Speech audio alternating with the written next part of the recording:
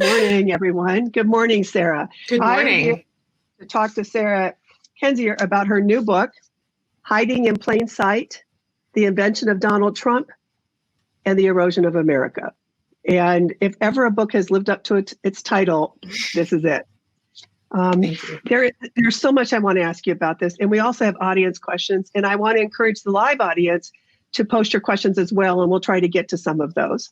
The very first thing I want to ask you is, Sarah, in this time and in this period of time, why did you decide to write this book? Basically, as the title indicates, I felt like the story of Trump, the history of Trump and his criminal network and the reasons that he became the president are hiding in plain sight. We often have this kind of public portrayal of him as this idiot who just bumbled into the presidency, like it was an act of, bad fate or so forth. But what really happened was that a vast number of people saw Trump as a vehicle to their ends. And he, saw himself as somebody who could dismantle the American state. And I know that sounds dramatic, but if you look at what he's been doing in his 4 years in office, who he's appointed to different cabinet positions, his connections to the Kremlin, his connections to various criminal or mafia actors, that is the situation that we're in. And since it's so difficult to swallow, it's so difficult, understandably, for ordinary Americans to accept this, I wanted to document that in one place. And I wanted to also document the psychological and emotional toll it takes on ordinary Americans to go through this sort of situation where you have a democracy that is turning into a consolidated autocracy. It doesn't matter who you voted for. It doesn't matter if you're a Democrat or a Republican or where you live. We are all affected by this mix of incompetence and malice. And I think it's important to be as brutally honest about that as possible if we're to find a way out of this situation. In 2015, you predicted that Donald Trump was going to win. I have so many questions about that. First of all, wow, you were right. And you make note that so many of us said, never saw it coming. A lot of the pundits, most of us journalists, certainly. But you make the argument, yeah, but some of us did, that you weren't the only one. And can you talk a little bit about that? Who are the groups of people who could see this coming? Yeah, often when pundits, especially today, say no one saw it coming, what that really says is who they consider to be no one. And that's often the targets of Trump and his cohort, meaning Black Americans, Muslim Americans, immigrants, Latino Americans, anyone who is subject to the persecutory policies of this administration saw this coming in advance. Other groups of people who saw this coming, and I count myself in this group, are scholars of authoritarian states. I have a PhD in anthropology, and during that time, I studied the post-Soviet authoritarian states of Uzbekistan, Azerbaijan, Russia, states that are led by megalomaniacal dictators, by demagogues, and that are kleptocracies, basically meaning states that are structured around the executive abusing power to enhance his personal wealth, doing things like installing their family into the administration, and so forth. And because Trump as an individual fit this mold, but especially when he began surrounding himself, at least publicly, with people like Paul Manafort as a campaign manager, I became deeply alarmed. I was looking into what I thought was at first a kind of metaphorical connection between Trump and autocrats and oligarchs of the former Soviet Union, realizing it was a literal connection, realizing that, a plan of this kind had been in the works for a while.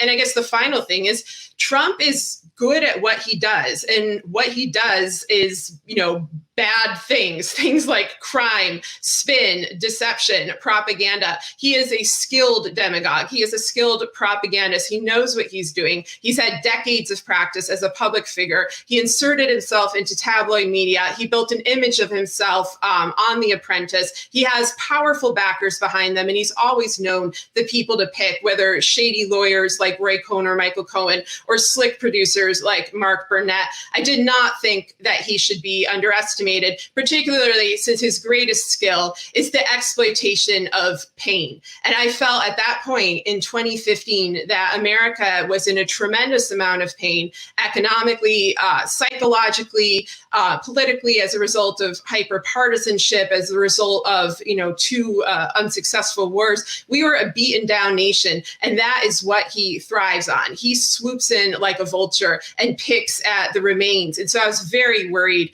that he did have a chance, and that if he did get elected, it would not be entertaining. It would not be a joke. It would be profoundly dangerous for America, and would put us on a course away from democracy toward authoritarian rule.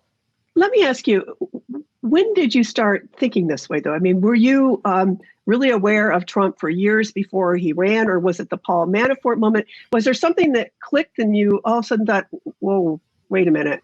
Or was it more gradual than that? I'm really trying to understand how you, when so many missed it, or perhaps we didn't want to see it. I think you can make both arguments, correct, depending on who you're talking about. What was it for you in that moment? I mean, you know so much about him now. How much did you know about him when he first decided to run? I mean, I knew a lot because he was a public figure. That's the thing is, he's been a public figure my entire life, and he's been on a crime spree my entire life. And a lot of that crime spree has been documented in the public domain. Like when I was a little kid growing up in the 80s and 90s, my mom subscribed to Spy magazine, which spent a lot of time investigating Trump's, dirty financial dealings, his bankruptcies, allegations of sexual assault, his failed marriages, so on and so forth. Then I went on. My first job out of college was I worked at the New York Daily News, which is, the quintessential New York tabloid. And they would report again on Donald Trump. And there would be hauls, where they'd have the famed Daily News covers of the past. And they were about Donald Trump doing something disgusting and borderline illegal. And so that was the image in my mind.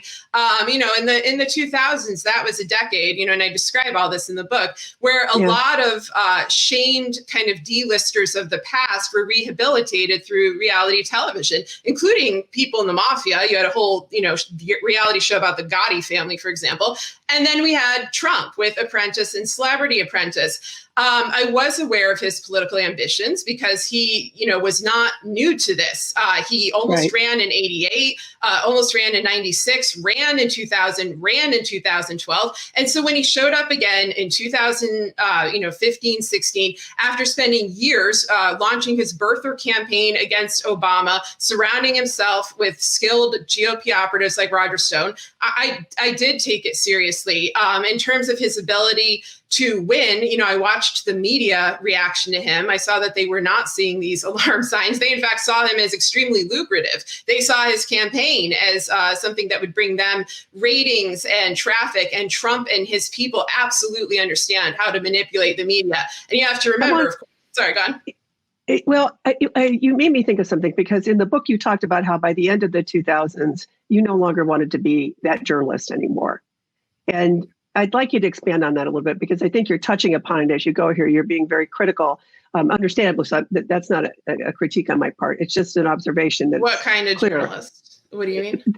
That you were done with journalism in terms of the journalism you thought you wanted to practice by the end of the 2000s. Am I getting that correct? I left a little bit earlier. I worked at the Daily News from 2000 to 2003, and I mostly quit because I mean, part of it was I wanted to do a different type of journalism. I wanted to do more in-depth study. And I was interested in studying and traveling to Central Asia because we were currently in the war with Afghanistan. I was interested in the surrounding regions. I had studied, Russian, I had various motives. But the other thing that was really changing, especially for my generation, was affordability and opportunities in journalism. That was the beginning of the media recession, and also of a place like New York City becoming absolutely impossible for somebody to live in without family wealth, inherited wealth. No one was getting raises, rent was soaring. So I was just basically like, screw this. And I went into academia.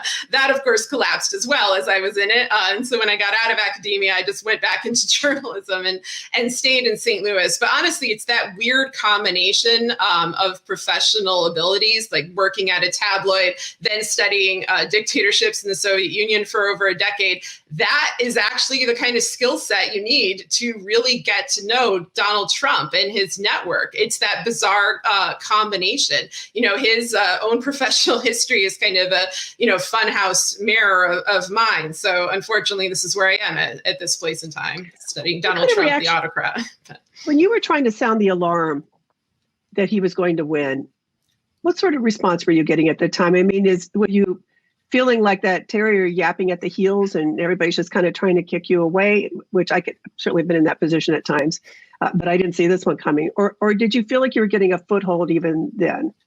Well, a lot of people did listen to me. And as I said before, I was really not alone in sounding this alarm. I think I might have been more alone in saying that I thought he would win. I thought he would win the primary, and I thought he would win the general. And there are plenty of people who had the same critiques of him that I had, really obvious things. He's a bigot. He's a liar. He's connected to organized crime. He has a history of bankruptcy. I mean, these are all things that Hillary Clinton talked about when she was campaigning against him. So it wasn't that hard to pick up on. And also, when we get into the Russia angle, this is a guy who holds a press conference and says, Russia, can you get me Hillary's emails? He's a guy who hires Paul Manafort. That's known as an oligarch lackey. Yeah, sure. Can we talk about that? And I meant win. I'm sorry if I said run. I meant when he would win.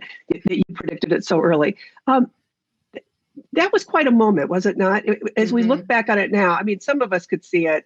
I will say that. It was pretty hard not to notice it. But looking back on that now, I'm just struck by how he got away with that.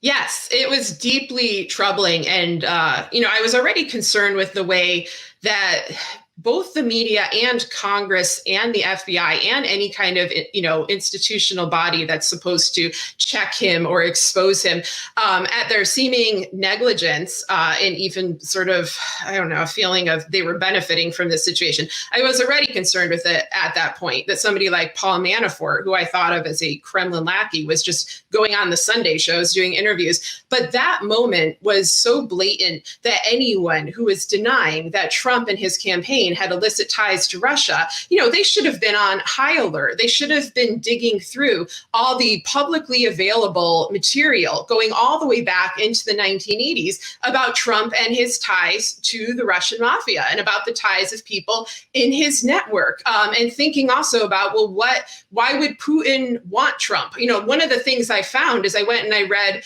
Russian state media to see if there had been any mentions of Trump in the previous years. And I found that they had been treating him as a viable future president since at least 2013, 2014, well before the US press. I managed to find very damning interviews with Trump from places like Fox News by finding them in Russian media, because he was constantly praising Putin and they get very excited and they write an article, but it was in Russian. So a lot of people we're missing it. But at that point, I began to be more concerned about this as a national security issue, because I felt like if I was figuring all of this out with my laptop from St. Louis, Missouri, what on earth were the FBI and the Obama administration and everyone else doing? And then when Harry Reid released a letter shortly after Trump's press conference saying that Russia intended to interfere with the election to boost Donald Trump, they intended to falsify the official election results. I found that deeply alarming. I did not think he would release a letter like that lightly. That's a very serious accusation.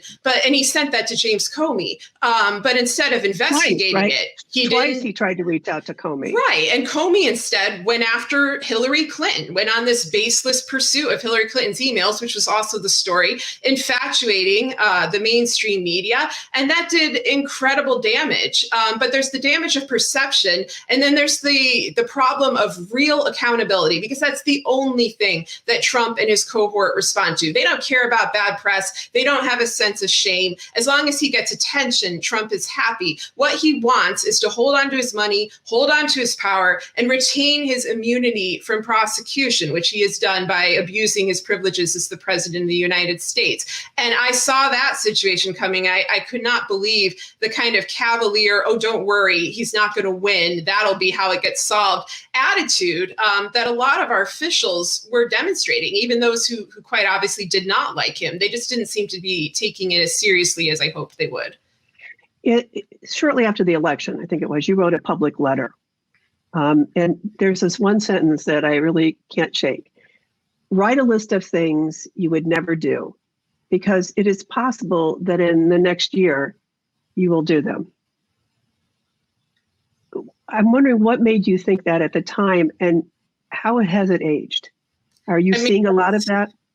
That, open letter, that article has aged very well, to the point that I put it in the book, because what I saw coming around the bend, was a authoritarian kleptocracy, an American style one, which is one of the things I think people found hard to comprehend, because we've never been by any means, a perfect democracy. We've always been deeply flawed as a nation, but we were a democracy. And I saw us moving toward authoritarian rule, and people couldn't quite fathom that, because it doesn't happen overnight. It's not like one day you're sitting in your country and the next day tanks are rolling down the street. And so what I wanted people to do is take stock of the situation they were in at that moment, to write down a list of the things that they valued, the things that they would never do, the things they never thought they would be asked to do, and then track how that changed over time. And I know people who have done that, and they've thanked me for asking them to, because it helps them keep their head straight when we're being bombarded with so many crises, with such chaos, with such pain, and with such an assault on our moral foundation. And that's what you cling to, when everything else can be taken away, when people can take your material possessions, when they can take your civil liberties, when they can assault your dignity, assault your reputation. You still have who you are inside. You have your morals, you have your individuality, you have your imagination. Those are the weapons that people in authoritarian states use to fight back. And we're still not completely there. Like, you and I would not be having this conversation if we were completely there. But I do worry about what's coming in the years ahead, especially after November, because he has no intention of leaving, whether he, loses or wins this election or not. Well, then we're going to go down that road right now. I wanted to mention that, and I probably should, as full disclosure, that I think you know this, but I want to make sure everyone knows this, that I'm married to U.S. Senator Sherrod Brown. And I was reading your book, and when I reread your letter and that question, I turned to him and said, did we ever think it would even be a debate that U.S. senators would go in the middle of a pandemic and not even be tested and expose staff and family because the majority leader says you got to be there and watch? I mean, it really hit me that we would never have imagined these kind of things. It also hit me how important it is to keep checking yourself for what you believe should be normal. And in fact, one of the audience members asked, what do you mean by normalcy bias? And is the media guilty of this? But let's start with media bias. What do you, normalcy bias. Normalcy bias. That basically is this view that if things were really very wrong, if we were truly in a very dangerous situation, that somebody would step in and stop it. Somebody whose job it is to step in and stop it. All of our institutions that are supposed to enforce accountability, enforce checks and balances, and that people would react appropriately. They would react with horror. They would react with confusion or anguish. Instead, we've seen people shirking their duties, passing the buck, not wanting to acknowledge the severity of the crisis. And they often do that by seeing how others react. When people refuse in in a uniform way to sound the alarm. Then others take their cues from them and they think, well, I can't really be in that much danger because, so-and-so would have done something or they'd be arrested. They don't understand that Trump and his cohort, they've been spending decades living above the law. They've been flaunting their crimes and they don't care if they're caught. They only care if they're punished. And I think this inability to grasp how they operate, which of course it is an unfamiliar thing, at least paraded so publicly in American life, has greatly hurt the response to it. That's why people had so much faith in the Mueller probe. That's why they have this kind of savior syndrome where they elevate various figures, first Comey, then Mueller, then Pelosi. Now, in a way, it's Fauci. I mean, it goes just through this cycle because people want that hero. But this is not a story where someone from above is going to sweep in and be the heroes. It's going to have to come from below. It's going to have to be something, where citizens fight for their rights and they fight on behalf of their neighbors and they fight on behalf of the most vulnerable, and also keep that pressure on officials to do their job because they are public servants. They serve us and they're not there to be worshipped and they're not there to be put on pedestals. And it's a hard fight for them too. But I think that that's a reasonable expectation. So as I listen to you, all I hear is tons of energy. You're in the fight and but it's exhausting for a lot of people. And I'm wondering, as they're listening to you, they're thinking, well, I've tried, I've had the difficult conversations. I was struck by how you said, I don't believe in hope. I believe in facts. And I'm wondering, first of all, how do you remain so tenacious about this when you are often, clearly you've been ignored at times. You've been sounding the alarm for quite some time now. And what kind of advice would you give to those who are feeling the weariness of this, particularly in the middle of this pandemic?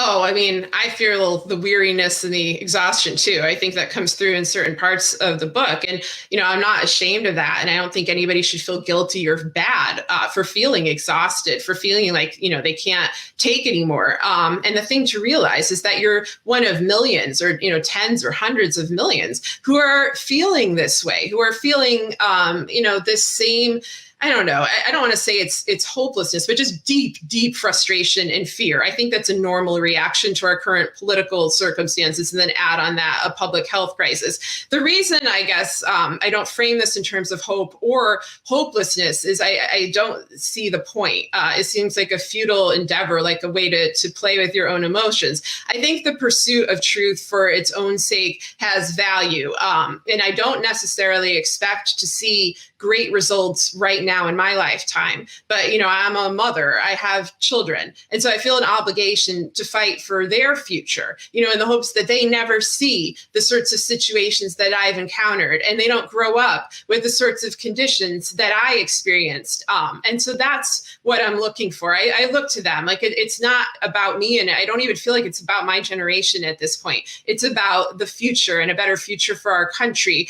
and ensuring our country stays intact and that it is a true democracy. So that's what I guess keeps me going, but I'm feeling just as exhausted as everyone else. So, it's okay to feel that way, so I think. To put it another way, and correct me if I'm wrong, we don't need hope to be fighting for what's right. It depends on how you define hope. I think there's faith and there's hope, and maybe I have faith, like maybe I have something inside me that keeps me going, even though I know, the odds might not be great. That's another thing I don't think about. I'm like very Han Solo. I'm like, never tell me the odds, but I try to act on principle and in pursuit of truth. I think that there's a tendency, it's American exceptionalism, it's American optimism. You want to think that things will be resolved. You want to think that things will be resolved quickly. I think we're really getting tested in this way with coronavirus, which is such a mysterious disease and such it rips so much from our lives, from our sense of freedom and safety. And the fact that the timeline for it is uncertain, I think is the most challenging thing about it. In terms of Trump, it's like we knew an election allegedly is coming in November, so maybe there's a shot. And so, yeah, it's a hard situation psychologically to deal with. But what I do know is what I can do. I know how I can treat people. I know I could stand up for my beliefs. I know I could stand up for other people. And I know I can keep digging into this story where I am uniquely positioned to do so due to my academic background and my expertise. And so that's my contribution. But I think everyone's contribution is different. You know, everyone has different skills. Everyone has different limitations. And I think that that's good. I think that's what makes a good movement is diversity within that movement in every respect. So I would just stress, you know, that the world is not entirely on your shoulders. The world has fallen on all of our shoulders, and it's all of our burden to bear. But I think knowing that, there's a kind of comfort in that, to know that you're not alone in seeing this, and you're not alone in feeling the pain, and you're not alone in fighting back. I love the way you just said the world is not on just your shoulders. And I also love this. I'm actually pretty intrigued by the idea that I don't have to have hope to do the right thing because I don't want to do nothing, right? Right. I mean, the universal I.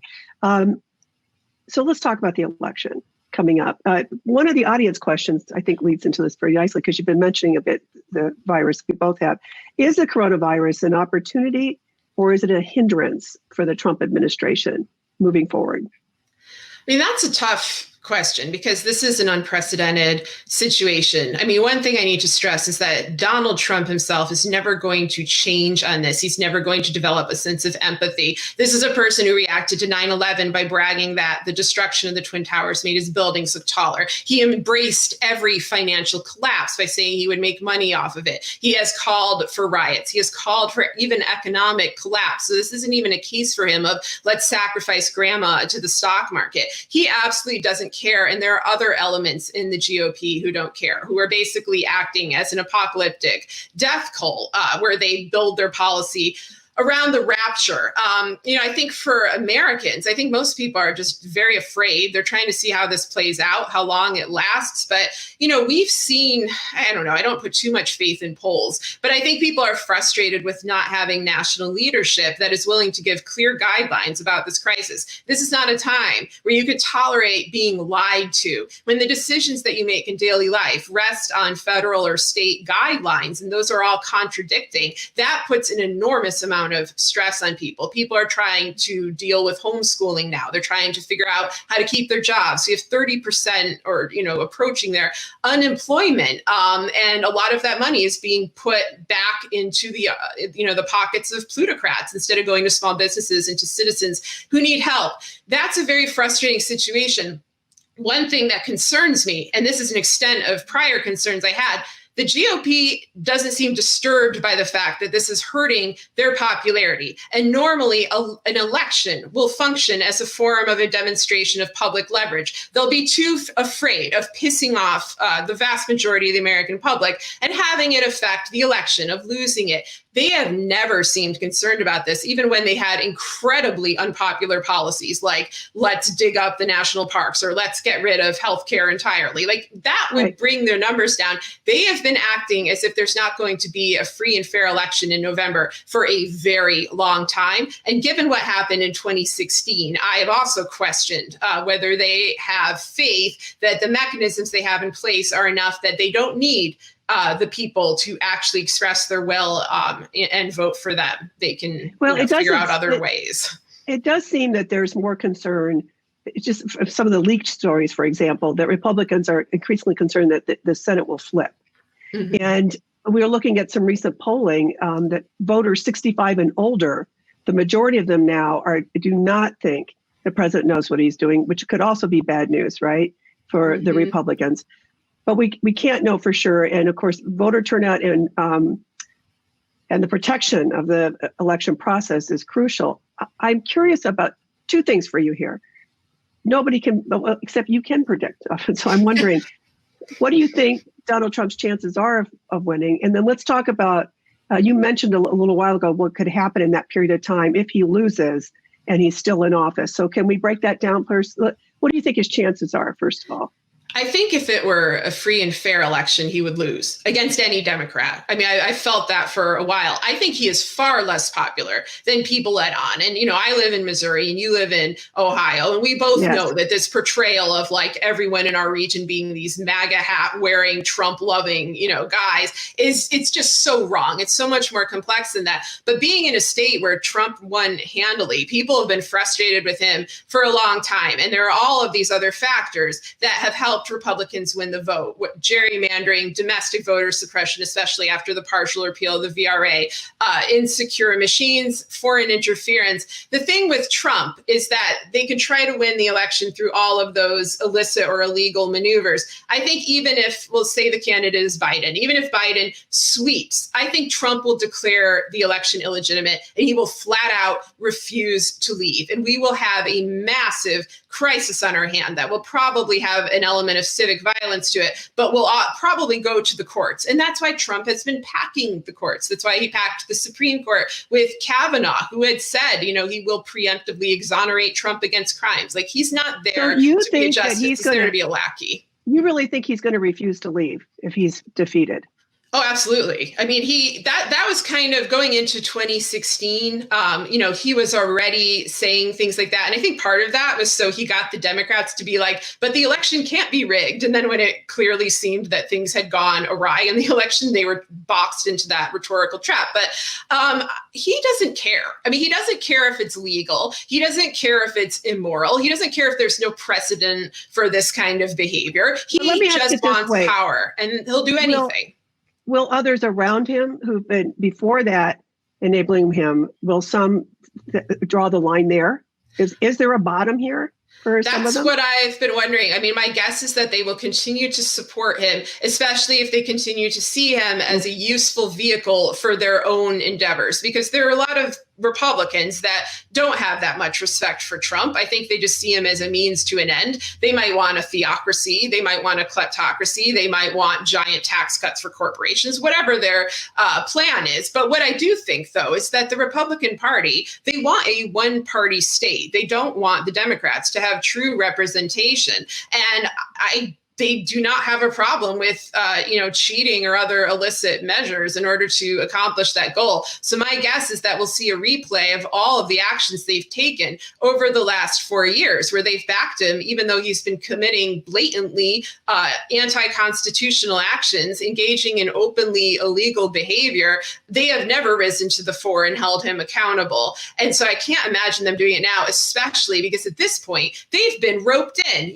They are contaminated by his actions. They had Michael Cohen, federal felon, as the deputy chairman of their finance committee. All of their campaigns are riddled with dark money that probably came in through the Russian mafia or other illicit actors via proxies like the NRA. It's a disastrous situation, for them if they were to try to do the right thing, and they haven't been so inclined to do that. So unfortunately, I think we're going to see a very bitter battle. And I encourage the Democrats to just fight it hard and tell the truth and be honest with the American public about the stakes.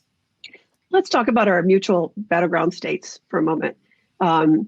Because as you said, some they want to dismiss who we are. I sometimes, as much as I appreciate the book at the time, but we're not all What's the Matter with Kansas. Mm-hmm. I remember I was just writing an introduction for a book of essays, and Ohio in 2004, the Plain Dealer actually did a series called The Five Ohio's, because we were 5 distinct political regions in the state. And we are now, but it's different. It's Metro Ohio and everywhere else, right? That has changed, but the metro areas are growing in terms of the support for the Democrats. In Missouri, your governor just this morning said, is it next week he's going to say, let's start having concerts again? I think that's today. I think we're already there. And my governor is a Trump lackey who was put in when the previous governor was indicted for various felonies. But on the plus side, my county executive in St. Louis was also indicted for various felonies and got replaced by a doctor who has shown himself to be a competent county executive. And so how this is playing out, and I think it's similar in Ohio, is that large metropolitan areas are following a very different set of practices than the more rural areas of the state. And because the vast majority of the population lives in these areas, like for St. Louis, for Missouri, it's St. Louis, Kansas City, Springfield, when the governor says you can have concerts, the places where the concerts are going to be held are not going to have that because they've already been canceled and they're in these big metro areas. I'm a bit worried about Branson, which is in a tough spot, and they are,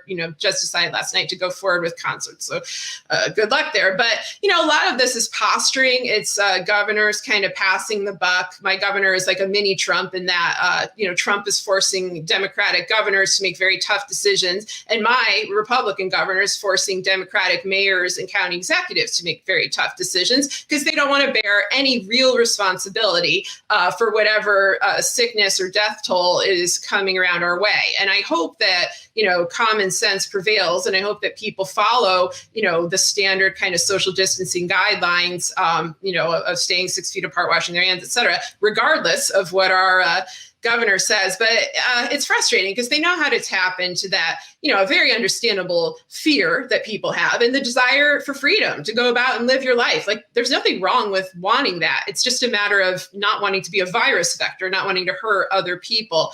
And so, folks are in a bind. I want to touch a little bit more from Missouri, your perspective there. You talked earlier about how effective and skilled Trump was at exploiting pain. And certainly that happened in Ohio in 2016. And he quite literally told families around the auto plant industry, don't leave town, don't move, don't sell your homes. And then they were devastated. We lost the Lordstown plant. Does that have any consequences in places like Ohio and Missouri, do you think, this cycle? I think it does. I mean, just based on my own observations of talking to people in the state, where we've had similar things happen. Like there wasn't money for farmers after the floods. We had the shutdown of a Harley plant, I think in Kansas City.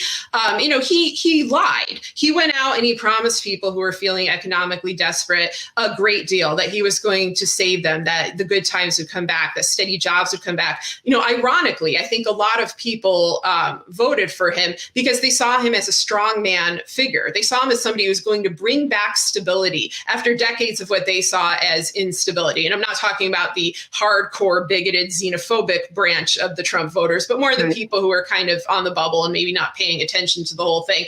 And he did not fulfill that promise. But what I increasingly see, though, is just intense disillusionment with everything, with the economy, with politicians, with Trump, with politics. It doesn't necessarily mean they're going to vote for the Democrats. It may mean they just don't vote because they're fed up with this whole system, and understandably. And I think that it's just, it's a sad situation. It's possible that some may be persuaded, but I hope that the Democrats are able to make a strong case that's based on honesty, not on pandering, that's based on empathy. I think that could go a long way. You have had your security threatened a lot. And we talked off camera before we started. And one of the things I mentioned to you is this is particularly common for women who share their opinions. And I wonder, as you look at the trajectory of your career and how long you've been dealing with that, first of all, I want to know why you keep doing this, why you keep going. And how do you feel about the need to be safe or the desire to be safe? You said in America, you've never felt safe. You had hoped at some point to feel safe, but you don't now. Can you speak to that a little bit, please? Yeah, I mean, there's a few things like I guess with the exception of the time I lived in New York, I've never lived kind of anywhere, quote unquote, nice. I've always lived in places that are a little, gritty and violent, and just kind of became accustomed to that. As a scholar, I studied Uzbekistan, and I was working with Uzbek dissidents who were being persecuted by the government. And because I helped bring their stories to light and also helped debunk Uzbekistan state propaganda, that government was very angry with me. The daughter of the president of Uzbekistan targeted me. And so that was all before Trump. So when your starting ground is Uzbekistan, and then this happens in your own country, to some degree, I'm mentally prepared for it. But it is shocking, to see this happen in my country where I do crave this feeling of safety, of security, of stability. I've never had it. As to why I do what I do, I mean, I feel obligated. Like I see what's happening. I want people to understand the truth. I want people to understand the stakes. I don't really care about my career or whatever in a traditional sense. Like I've never been a very conventional person, and maybe that's been to my advantage. in terms of this, because I do think some of it is, folks want to climb a ladder. I'm not interested in that. I'm like bulldozing the ladder and, building a table and giving myself a seat at it. And so I have a different perception of it. I feel like we're in a crisis, that time is of the essence, that we don't have forever. And we need to address these issues now. So I wrote Hiding in Plain Sight to get the American people, kind of a readable capsule guide to events of the last 40 years, not just Trump and his cohort, but a broader erosion of social trust, of institutional stability, of a decline of America that is honestly the only thing I've ever known, because I was born into this decline and I've grown up in it. And now, as I said, I have kids, and that is where the safety issue, it does haunt me, because I'll put myself in danger. I mean, I'd rather not be, obviously, but it happens. I'm uncomfortable, obviously, with my family, and I do everything I can to protect them, including not letting them listen to this interview. But that's that's life. There are people who have it a hell of a lot harder than me, and they're out fighting still. So I think of that first. So to build on this a little bit, and I'm considerably older than you, and I often have younger women talking to me about this issue. They feel they get scared after attacks on Twitter, for example. People can get their, just recently a female journalist was sharing text messages she was getting on her phone, really horrible stuff, which means they got her phone, right? Because she had asked a question of Trump at a news conference that they didn't like. What is your advice to women like that? I do see hesitancy in you in giving advice, but I would suggest you already are that role model. And you are the potential mentor. And I'm just wondering what you would say to younger women who feel pretty afraid sometimes in the work they're doing, which is simply their jobs, right? Asking important questions or sharing their opinions as columnists and pundits. What advice would you give them? Yeah, unfortunately, it's incredibly common. It's pretty much universal that you'll be harassed. And in many cases, you'll be threatened. And sometimes those threats can be severe.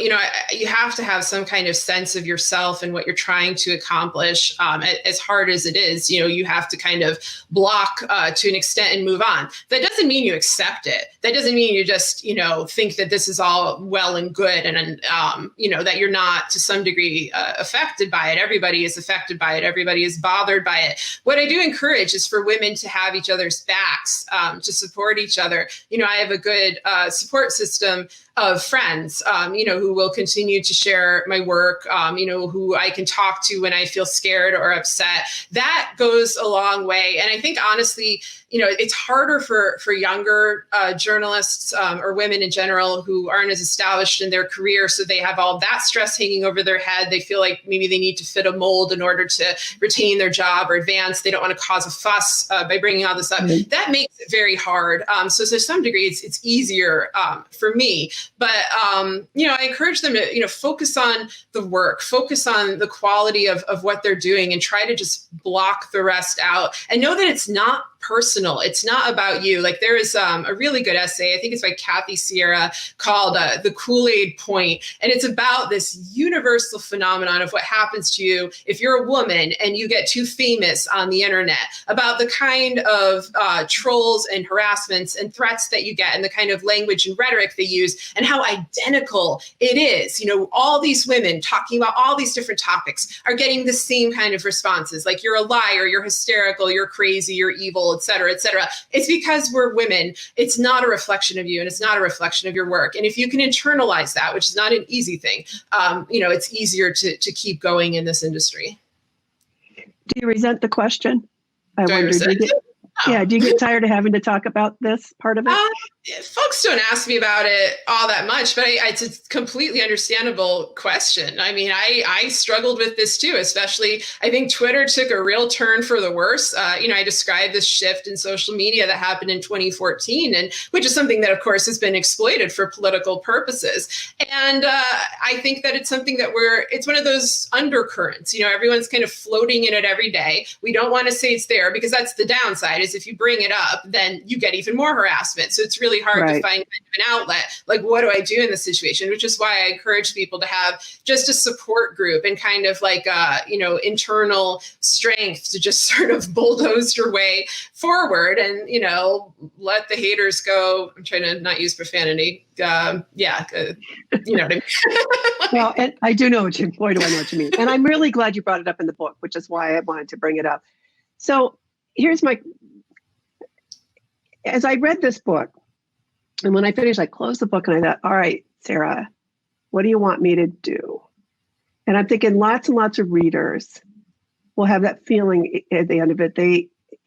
There's a lot you've told us is going on. There are so many reasons to be worried and even scared. I mean, the relationship of Trump with Putin,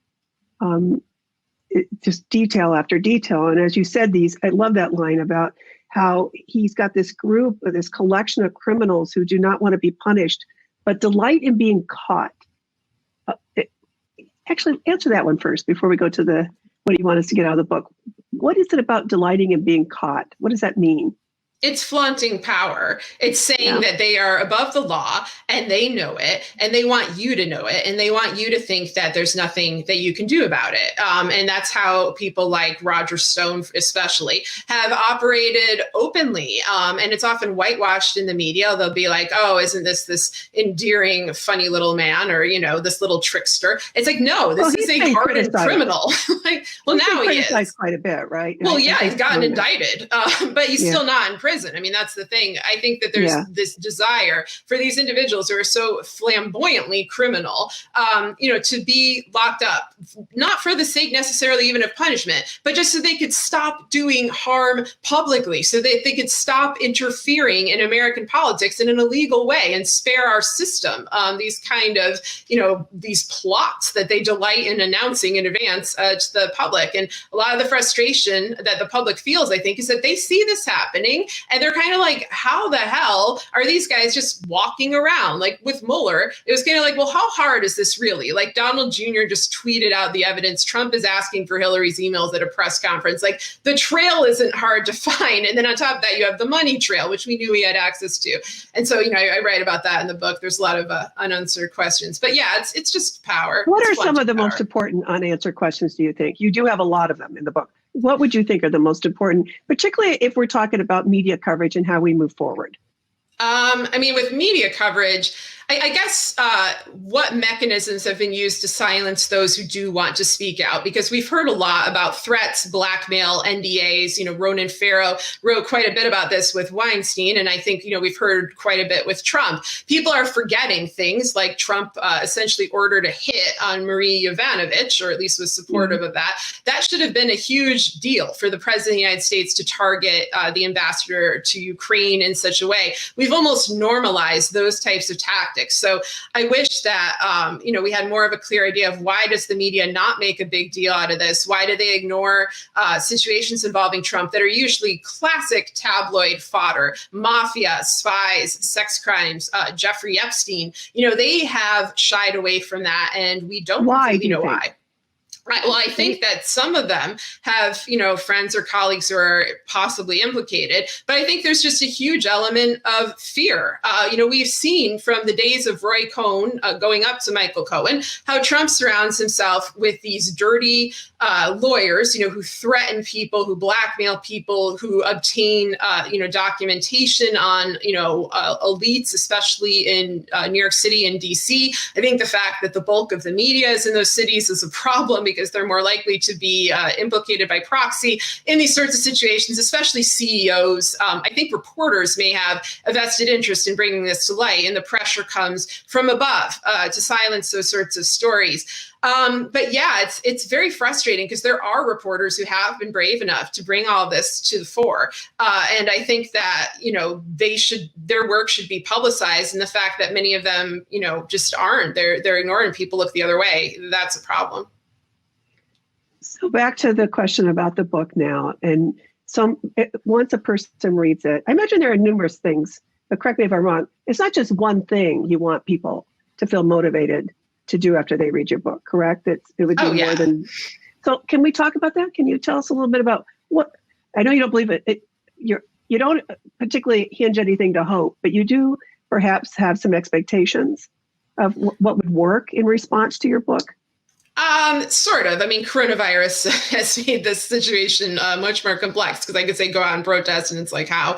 Right. But, I didn't give practical suggestions in the book. In the very first chapter, in the introduction, I quoted the Russian journalist Anna Politkovskaya, who studied Putin's Russia as it was becoming a deeply entrenched authoritarian state. And she was saying, I have no room for practical suggestions. I'm trying to just understand this on an emotional level, and I'm trying to dig out the truth. And I'm very much in that frame of mind as well. That's why I'm a journalist and I'm not running for Congress. I do think, however, that there are things people can do. And a lot of it's not these kind of big, grand actions. It's small things. It's, acting locally, helping out your neighbors, being honest about what you're seeing, telling the truth, documenting this as it unfolds, because we know there's going to be many attempts to rewrite this era. And I think digital media makes that more perilous, the ability to erase things, to rewrite things. We've seen the Trump administration abuse this all of the time. But yeah, it kind of goes back to what I said before, that you're in this struggle with millions of people, all of whom are, different ages, from different backgrounds, in different regions, with different abilities. There's probably something you can do to just make your community a better place, make this country a better place. What's frustrating with the Trump situation, and this extends to his cohort and especially to the mafia elements of this cohort, there's not a hell of a lot an ordinary person can do to stop that. That's why we have investigatory bodies and law enforcement bodies like the FBI, who should have stopped this several decades ago, and they didn't. And so, one thing I've tried to do is dig into, why did that fail? Why did checks and balances fail? Because while I expected Trump to win, I expected more pushback, to some degree from the Republican Party, but more broadly, even if it's just in the interest of self-preservation, I expected that kind of pushback, because when you have an aspiring autocrat, the immediate danger is that you're going to be purged. So just to avoid being purged, being fired, having your life ruined, etc., I would have thought that people would have united and put up a front right away and fought back. And initially that kind of happened.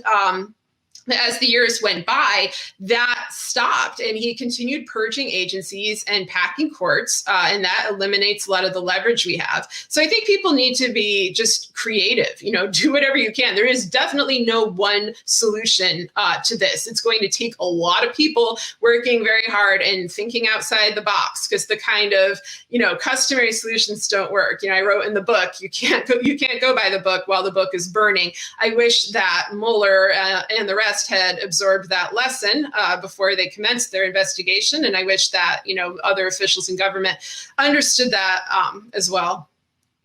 You mentioned that's why you're not running for Congress, and you were talking about the work you do. Is there any way we could imagine, or that more importantly, that you could imagine a pivot to where you would end up running for office? I should be asking you that, Connie. Everyone wants you to run for office. Yeah, no thanks. We got one in the family is enough. Yeah, honestly, I put it that way. One in a marriage. Well, I think your husband is doing a great job. There's very few people I would say that about, as you know. But, I don't know. I don't think that's really my skill set. At least at this moment in time, I'm not much of a bureaucrat. I'm just trying to raise my kids and document a transnational crime syndicate masquerading as government. And that takes up quite a deal of my time. And it's hard to kind of see a clear-cut future. I don't mean that in a doomsday kind of way. I just mean we're in a chaotic era, and it's hard for me to kind of make a life plan. That's been the story of my life. That's in the book. I never know what's going to happen. So maybe someday I'll change my mind. But as of now, I've got no ambition in that direction. I do get the impression that you are very open to the adventure of life. Oh, yeah, sure. In terms of what could happen next. So I'm going to end this way. I've ended so many interviews over the years. I want to make sure we've talked about everything you want to talk about with this book. And is there anything I haven't asked you that you would like to speak on? No. These are great questions. Well, I have really enjoyed this conversation. Thank you. It's nice to have substantive conversations about what's happening today. And I want to remind everyone again that the book is Hiding in Plain Sight, the Invention of Donald Trump and the Erosion of America. Thank you so much for joining us today. And Sarah, thank you so much for writing the book and for giving us your time today. Oh, thank you so much, Connie. And thank you to everyone who helped organize this event.